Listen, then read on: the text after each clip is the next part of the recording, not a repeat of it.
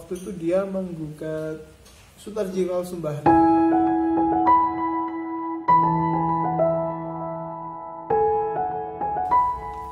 Apa kabar kawan-kawan?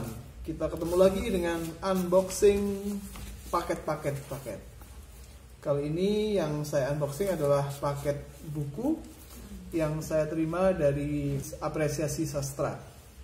Jadi 2 minggu yang lalu kawan-kawan di Apresiasi Sastra itu minta saya untuk sharing pengalaman menjadi penerjemah.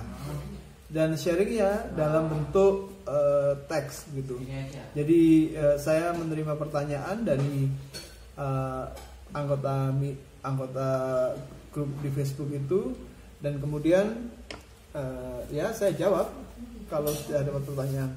Nah, setelah 2 minggu setelah menjawab pertanyaan-pertanyaan itu, ternyata kawan-kawan di Apresiasi Sastra itu punya hadiah buat yang mau menjadi narasumber, dan hadiahnya adalah buku. Saya diminta memilih oleh Mas Nurel Javisarki 2 judul buku. Salah satu yang saya pilih adalah buku Antisemitisme di Hindia Belanda. Alhamdulillah.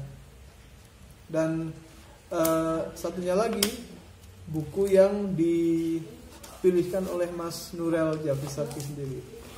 Jadi inilah bukunya. Yang pertama, Di Bawah Kuasa Antisemitisme, tentang antisemitisme di Hindia Belanda. Ini yang pertama, orang-orang Yahudi di Hindia Belanda. Dan yang kedua, Membongkar Mitos Kesusastraan Indonesia, karya Nurel Javisarki. Isinya buku pertama, esai pelopor pemberontakan sejarah kesusastraan Indonesia. Ini bukunya Nurel Javisarki. Nurel Javisarki ini penyair dari Lamongan yang punya penerbitnya namanya Puja, Pustaka Pujangga. Dan dia orang yang terbilang sangat militan dalam hal sastra. Dia suka menulis esai dan menulis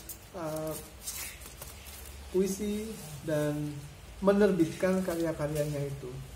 Ini salah satunya. Ini salah satu yang paling ambisius menurut saya. Saya pernah baca pembahasan tentang buku ini, tapi belum pernah baca sendiri.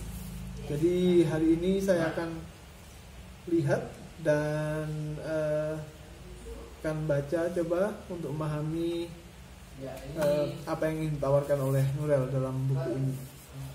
Saya kenal Nurel ini sekitar tahun 2010, waktu kawan-kawan di di Pelangi Sastra Malang mengadakan acara awal waktu itu. Dan waktu itu saya membahas bukunya yang menggugat siapa ya itu? Waktu itu dia menggugat Sutarji Kalsumbahri, dan itu yang saya bahas dalam acara tempo hari itu. Dan selanjutnya perkenalan kami banyak terjadi di Facebook. Kalau ini buku hadiah juga ya, dari JBS, Jual Buku Sastra.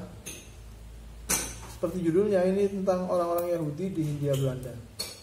Kenapa saya memilih buku ini? Ya karena biar tahu saja, karena kita cenderung beranggapan bahwa orang-orang Yahudi itu tidak ada di Indonesia. Padahal pada kenyataannya pada masa kolonial banyak sekali orang Yahudi yang tinggal di Indonesia, baik itu dari Belanda, dari bagian-bagian lain Eropa, yang ya bisa dibilang mengadu nasib di Hindia Belanda ini. Di Surabaya itu kalau ada salah satu kuburan orang Yahudi sebenarnya, beberapa. Saya lupa pastinya di mana, tapi nanti di Google sedikit pasti akan ketemu. Mungkin akan saya tambahkan sini informasinya nanti kalau sudah ketemu. Dan ini dari Romi Zarman. Siapa Romi Zarman itu? Saya coba cari informasinya ya. Romy Zarman adalah Oh ini, Romy Zarman lahir di Padang pada Rabu dini hari 15 Februari 1984. Oke, 15 hari yang lalu dia ulang tahun berarti. Selepas SMA dia melanjutkan studi ke jurusan Sastra Indonesia Universitas Andalas tamat 2010 dan lain sebagainya dan lain sebagainya. Oke, jadi itu yang itu penulisnya. Di sini ada daftar istilah yang cukup panjang dari halaman 137 sampai halaman 148. Oh enggak terlalu panjang deh. Cuman 3 istilah: Yahudi, antisemitisme atau anti-Yahudisme, dan Hindia Belanda atau Hindia Timur. Cuman itu 3 hal itu. Daftar kepustakaannya yang ternyata panjang ini. Terus ada indeksnya. Kalau untuk judulnya sendiri, daftar isinya saya bacakan sekilas ya. Apa buku ini, apa yang ditawarkan buku ini? Pertama, bintang Daud bercahaya redup. 2, bla bla bla bla bla bla. Oke. Jadi begitu. Oke, bisa jadi informasi dan bisa jadi lebih tahu lah ya. Sebab ya agama Yahudi atau orang-orang Yahudi itu satu hal yang kita di Indonesia ini kurang paham ya. Kadang kita menganggap orang Yahudi dan orang beragama Yahudi itu sama, padahal Yahudi itu kan etnis, kalau agamanya ya Judaism, dan tidak semua orang yang beretnis Yahudi itu sebenarnya tidak semua orang beretnis Yahudi itu yang beragama Yahudi, agamis. Banyak orang Yahudi yang ya bisa dibilang ateis gitu ya. Baik, semoga menambah pengetahuan kita dan semoga bermanfaat. Sepertinya begitu saja dari saya. Saya tidak akan berkomentar tentang